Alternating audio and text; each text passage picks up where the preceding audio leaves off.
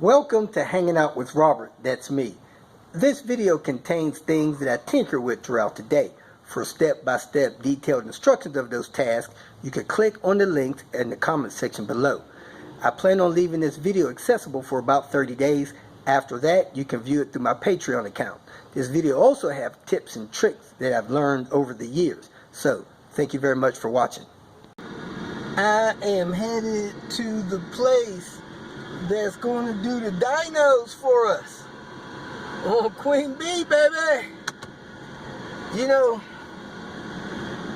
I've heard of dynos, know people that run dynos, been to dynos, but hey, I'm gonna treat this like I've never been before, ask a few questions, do a little interview with the people that run it, get the numbers, and then we'll do a few mods, get a couple more numbers, and go from there, so that you guys can see what a couple of different mods will do. And starting off with a real stage 0. I'm close. I thought I was at stage 0, but I'm not. And then we'll do a couple of mods. So we'll take this car at least there 3 or 4 times with a couple of little different things, so you can see how that stuff works. Now, if anybody has any requests or any recommendations, we can run tests on those things too. I'm going to start a Patreon account here shortly, so that those that would like to can contribute, and we'll get this stuff done. In case for some reason you are not aware, the vehicle that I'm having dynoed is my 1995 Volvo 850 T-5R turbo. It's Volvo sports model car. It has a 5-cylinder turbocharged engine. When I bought the car, the engine was blown. I think possibly because of issues with the turbo. The wastegate actuator was way out of adjustment, and it had a thrown rod. I have replaced the engine and it replaced the wastegate actuator, but since then, or while I was replacing that actuator, I learned that it actually has a bad wastegate on it. So the vehicle has an aftermarket standard size turbo on it, and it has a problem with the wastegate. A couple other things you may want to know: I have replaced the intake piping. I put what they call a rip kit on there to refresh that system. I also put NA cams on here, cams that have a better intake flow. The only things that I've done. So the vehicle has 225,000 miles, but the engine only has probably about 130,000 miles. So let's head over to the dyno, turn the car over to them, do an interview with them, and press on with this series. Here's a picture of the Speedo, right about 225,000 miles. We are taking this exit off of I-40, headed to Dyno Edge. It's right up here, south of I-40, just a couple of buildings. Right behind this fencing area is DE, Dyno Edge.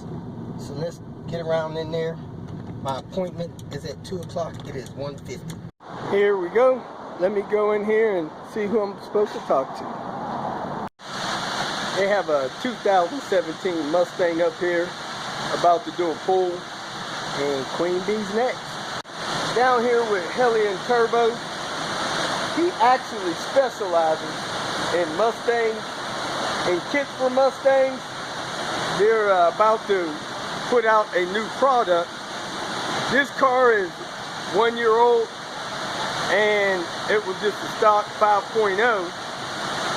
And this thing is now cranking out just under 700 horsepower. It was 687 on the dyno. We're pulling on the Mustang. We'll show you guys these turbos after they do the pull, just in case it's red hot. going to get loud, so I'm going to hold my ears.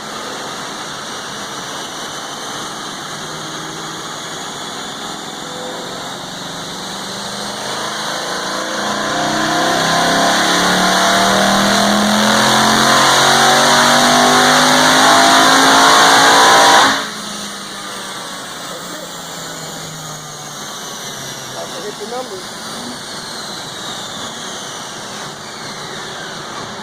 There they are. Let me show you guys the engine bay. You guys can contact Helion Turbos if y'all are into Mustangs.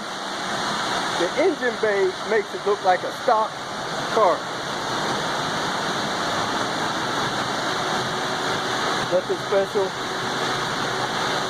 Totally rude. Now I'm going to take you under there and see if the turbos are red. Going down here where the turbos are. And here they are, folks. They're not red from one pull, but you can see twin turbos. Contact them for the kit. Backwards. We're going dyno reverse, folks. Alright, here we go. Started at 82. Queen Bee. Coming into, guess what, folks? The 55 started at 82? The dyno shop. No, this started at 86. Down to 110. Same thing. One year at 110. Stay tuned. The drama continues. She's going up, folks. Yeah, you can give up this a little bit.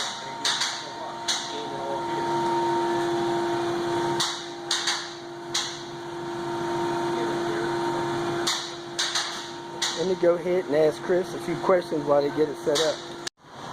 He's going to be running the dyno today for Queen Bee. Chris, I had a couple of questions, if you don't mind. What's the difference between running your car on the dyno and hitting the on-ramp, flooring it, trying to catch up to somebody? I would just say there's not much of a difference. We make the pulls in a one-to-one gear. So okay. We try to make the, I don't know what on the Volvos we're gonna have to go over that. Figure out which one's one-to-one. All right. Same thing. The only thing we don't simulate is wind. You know what I mean? I can't. All right. Without a wind tunnel, but basically we're gonna accelerate a drum.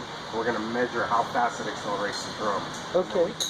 We can tell how much power it makes by how fast it accelerates the drum. Okay, cool. So really, people shouldn't fear putting their car on the dyno, thinking the dyno's gonna blow their car up. We monitor the air-fuel ratio, which is the most important part of a dyno, in my opinion. Okay. I don't care about the horsepower numbers. Yeah, they're cool, but when you're tuning a car, the air-fuel ratio is the most important. So if you're out on the street and you're trying to make a pull and look at the air-fuel, you can't. But when you're in an environment like a controlled environment where you can see, we watch the air-fuel during the pulls. They get unsafe, which is 12.5, 13 on a turbo car. We lit. Okay. That's a big difference between a dyno and making street pulls. Okay. Controlled environment. Then, is there anything that somebody needs to do to their vehicle before they bring it in to have a dyno? I mean, it's good to go through the basic stuff. Plugs, filter, air filters. I mean, I get guys in here with plugs that are got 200,000 miles on them. They're not. There's a checklist I need to come up with. So just the basic stuff. Okay. You really need to go just the tune-up before, right. Otherwise you waste your money. In our land, we call that stage zero. Get the car to a good, tuned-up position. Right. All right, so when do you usually see people? Before or after they monkey with the car? Both. Okay. So we'll do baselines, and then after they do their mods, they'll bring it back. Okay. So for a lot of the people that you actually see, are you making adjustments in their computer system for them, or are you just making recommendations, or kind of both, depending on what they hire you for? Most of the time we'll baseline them, they'll go put parts on it, they'll bring it back, we'll tune it at the same time they put the parts on it. Okay. Usually you don't need to tune them unless you're putting parts on it. At least in the Mustang, that's what I specialize in, the Mustang. Okay. I don't know about the Volvo stuff, but... Is there different in the type of dynos that shops like yours have? Yeah, and I think I've heard a guy reference this kind of dyno as a heartbreak dyno because it's a Mustang kind of flavor. No, they're talking about the manufacturer of the dynos. Okay. So a Mustang dyno, everybody has the assumption that they read lower, and that's true. They may read with their software. They tend to read a little bit lower than a dyno does. All right. So this is a dyno jet. This is a dyno jet. This is the most. I would say this is 80% of shops in the country have this style dyno. Okay. So everybody likes the dyno on these type of dynos, so they have a good reference compared to other dynos. Okay. Inertia. Dyno. This is not an eddy current dyno, so it's strictly based on the weight of the drum. Okay. How it accelerates. Is there anything I need to do before I come dyno? Do I need to gas up, not gas up? Oh yeah, always have it filled up, ready to go. All right, so it's like you're going to the track. It's basically like you're going to the track. You better be ready to go to the track. Okay, so I got like a quarter of a tank in here. Is that okay? Should be alright. I don't know that much about these Volvos, so like a Mustang, I don't like that. I like to have them minimum of a half a tank.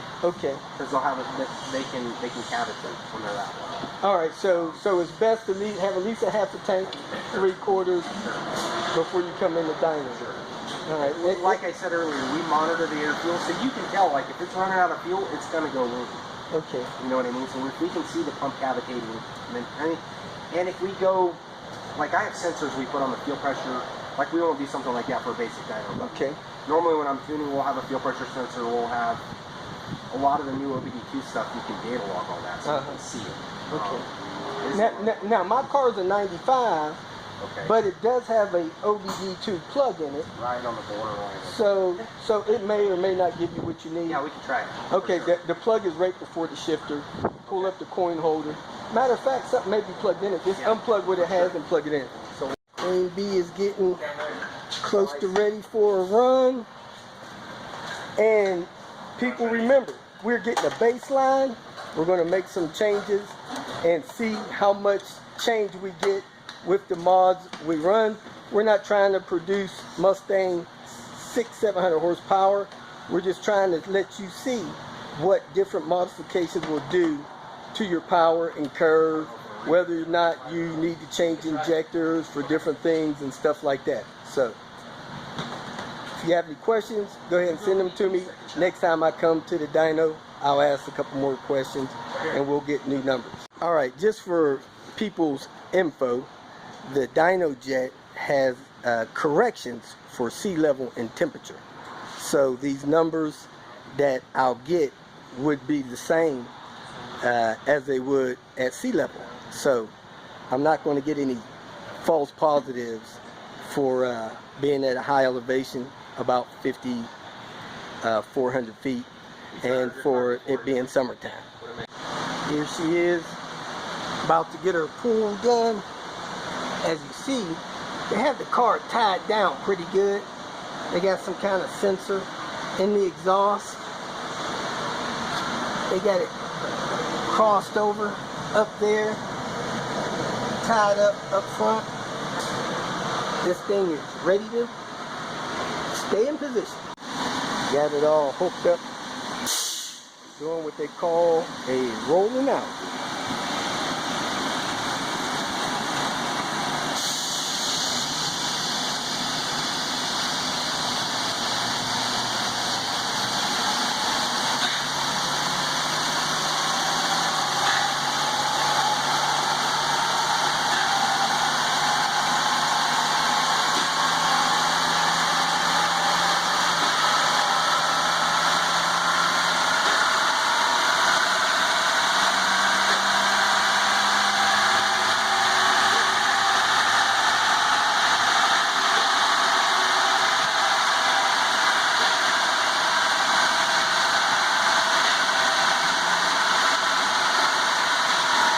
Looks like it's cruising about 45 miles an hour over there.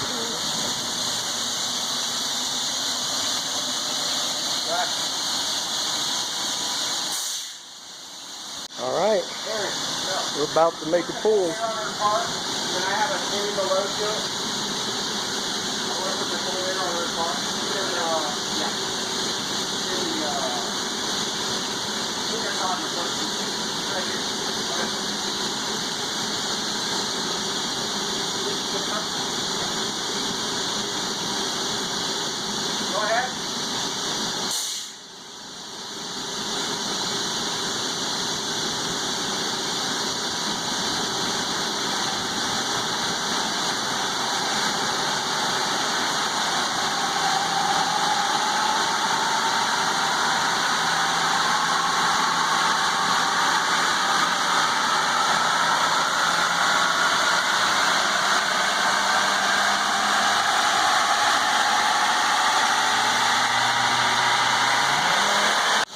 Pull number 2 is going to be at a higher speed, hopefully up to about 80 or 90 miles an hour.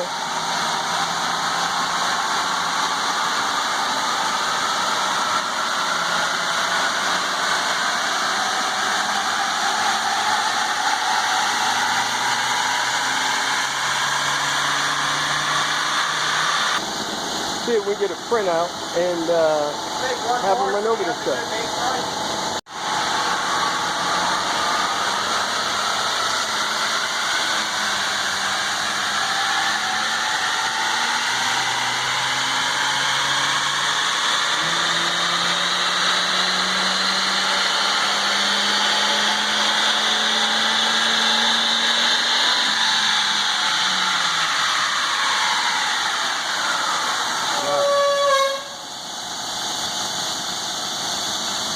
Oh, those are front brakes making that noise. So the lower you go on the scale, the richer it is. Okay. You're in the 10.2 range, 10.4 range. So Super rich. So that's not real good? No, okay. There's more power there from a tune-up. Okay. For sure. Yeah, now this... Now, I don't know who tunes these things. I don't know if there's little tuners or... Some guys will play with fuel pressure to get them to go up or down. Okay. This is super rich in my opinion. All right. Did you whack it harder that time or something? Like did you hit it harder? And what's important to me on this sheet? So basically, here's all 3 runs at 50, 5300, 5300. Pretty consistent on where it makes peak power. Oh, nice. Torque the most it made was 249 at 4100. Okay. Look at the boost though. Here's what's weird. It makes 15 pounds here, but by the end of the pull, it's down to like 10 pounds. Okay. So you're losing like 5 pounds of boost throughout the run. All right. Being a stock car, I mean, that's probably expected. Okay. And then let me get you another graph. I'm going to show you the air fuel, because the air fuel is rich. All right. So something else I want to show you. All right, cool. All right, so we got air fuel. Right here. So here, see this dotted line? Kind of hard to see it, but right here, that's 12.0. Okay. I'd like to see them a little under that, but look where yours is at. So the lower you go on this, the richer it is. Okay, so which one is it? Is it all 3 of these are all 3 runs? Pretty runs? consistent, yeah. Okay, wow. But it's super rich. The lowest I can read is 10.0. So it's either not getting enough air or it's getting too much fuel. That's correct. All right, thanks. We're going to try to fix that. Perfect. We are calling it a day. We're going to make a couple of changes and come back and see what we got. So there's a few things that I would consider kind of important that you need to know about a dyno. Number 1, running your car on a dyno doesn't destroy the car. Running that dyno isn't much different than you going watt, trying to get on the highway, trying to get around somebody or something like that. And even better, on a dyno, they're monitoring what's going on with the engine of the car, so it's actually safer being on a dyno than driving your car down the interstate trying to rev the engine up to pass somebody or something like that. Number 2, it's real important that you put the car close to stage 0 as you can before you have it dynoed. You'll get the most out of your dyno run. It's a little expensive trip. Change the spark plugs, make sure the fuel filters been replaced, make sure you got good clean air filters in, your wires are taken care of, any check engine lights, stuff like that's taken care of. You want to put your car as close to stage 0, tuned up and serviceable as possible before you get on the dyno.